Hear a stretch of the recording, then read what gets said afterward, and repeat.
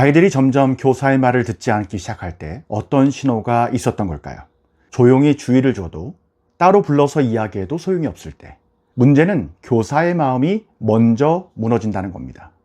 안녕하세요. 학생생활교육 마스터 클래스입니다. 오늘은 교사가 교실에서 주도권을 잃고 아이들에게 휘둘리게 되는 상황에서 다시 교실의 중심을 되찾는 방법에 대해서 이야기해 보도록 하겠습니다. 이런 상황이 낯설지 않으신가요? 반 학생 중에 어떤 아이가 선생님을 찾아왔습니다. 선생님, 애들이 또 그래요. 그래, 나도 알아. 근데 어차피 말해봤자 안 듣잖아? 걔들은 왜 이렇게 말을 안 듣니? 그냥 선생님이 착해서 그래요. 이런 말을 듣게 될 때 교사의 마음은 무력감과 자책감으로 무너집니다. 그런데 여기서 중요한 것은 이 상황은 단순히 학생의 문제가 아니라 구조의 문제라는 데 있습니다. 문제의 본질은 휘둘림은 반복되고 교육의 권위는 점점 약화된다는 것이죠. 교사가 주의를 줘도 소용이 없고 몇 번의 실랑이 끝에 결국 교사가 감정적으로 터지게 되는 구조. 이것은 단순한 대응 실패가 아니라 교실의 구조가 교사의 말을 무력하게 만드는 구조로 굳어졌기 때문에 그렇습니다. 이 상황에서 가장 먼저 해야 될 것은 무엇이냐면 다시 말이 통하는 구조로 교실을 재설계하는 것입니다. 여기서 핵심은 아이들을 더 많이 혼내는 것이 아니라 교실을 다시 설계한다는 점을 기억해 주세요. 교실의 구조를 다시 재설계하는 5가지 실천 전략을 말씀드리겠습니다.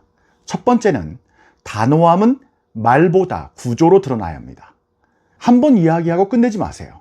같은 말을 3번 반복하는 건 구조가 작동하지 않는다는 증거입니다. 저는 이렇게 순차적 단계를 제시하려고 합니다. 학생에게 단호하게 주의를 3차례 주었다면 성찰문을 쓰도록 하고 필요한 경우에 물리적으로 자리 이동을 해야 합니다. 또 문제를 반복한다면 학급 서클을 통해서 문제를 공동체가 해결하는 시간을 가져야 합니다. 주의를 준 이후에는 바로 기록지나 행동 조치가 연동되도록 하는 것이 핵심입니다. 둘째는 보이지 않는 규칙을 보이게 만드는 것입니다. 규칙은 포스터보다 반복되는 루틴으로 각인됩니다.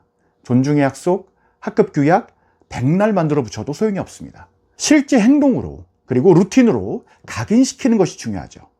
예를 들어 볼까요? 수업 시간 2분 전에 자리에 앉고 필기도구와 교과서 준비하고 교사와 눈 맞추기를 루틴화합니다. 루틴이 무너지면 해당 학생에게 즉시 리마인드 조치를 취합니다. 예를 들어서 1분간 교실 뒤에서 감정을 정리하는 리셋 타임을 가진 다음에 입장해서 자리에 앉아야 합니다. 세 번째는 모든 학생이 예외 없이 교실의 구조 안에 있음을 경험시켜야 합니다. 얘는 원래 이랬어요 라고 하는 말은 교사의 항복 선언입니다. 조용한 아이도 시끄러운 아이도 동일한 기준과 피드백을 받습니다. 특정 학생만 특별 대우하거나 지적을 피해가는 일이 없도록 해야 합니다. 관찰과 기록과 피드백은 누구에게나 동일하게 작동해야 교실의 구조가 살아납니다. 네 번째, 말 대신에 행동과 환경으로 메시지를 주는 겁니다. 말로만 다 하지 마세요. 눈빛과 움직임과 교사의 위치가 메시지입니다. 선생님의 위치를 움직이세요. 수업 중에는 모서리 쪽이나 뒤쪽에서 관찰하기도 하고 한 학생에게 말할 때는 그 자리 가까이 가서 직접 이야기하시는 것을 선택하시길 바랍니다. 교사가 어디에 있는지, 학생들과의 거리는 얼마만큼인지 점검해 봐야 됩니다. 구조가 곧 메시지이기 때문에 그렇습니다.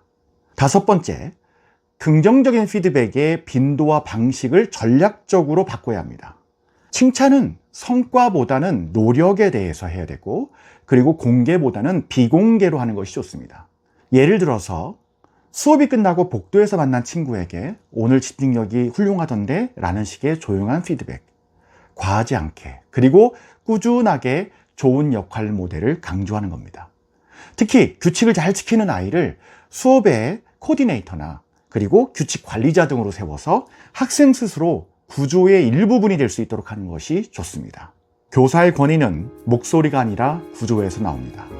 아이들은 교사를 이기려고 하는 것이 아닙니다. 구조가 느슨하니까 그 빈틈을 채우는 것뿐이죠. 지금 가장 사소한 것부터 다시 시작해보세요. 하루의 루틴, 교실의 위치, 한마디의 피드백이 교실을 다시 세우는 첫걸음이 됩니다.